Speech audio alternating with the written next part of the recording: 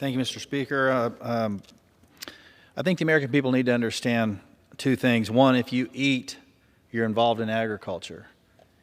And two, food security is national security. And so we keep those things in mind as we have this conversation today. Everyone in this room is involved in agriculture. And despite that, we have before us today a bill that makes it more difficult for our farmers and ranchers to carry out their primary mission, which is to feed and clothe and shelter 98% of the population that's not engaged in agriculture. 2% of Americans provide for the 100% of Americans and the rest of the world.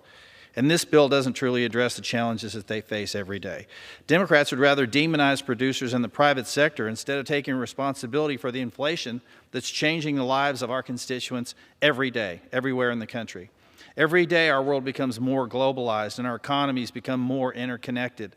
And as a result, the need for food security grows.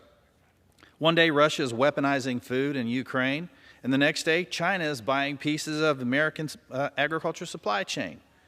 I've said it before and I'll say it again, ag security is national security, and we can no longer afford to stand by while our adversaries exploit the supply chain and American food security flounders under continued inflation inflicted by this administration. I urge a no vote on H.R. 7606, and for those of us that represent rural constituents, this should be the easiest no vote you ever make. And I yield back. Gentleman.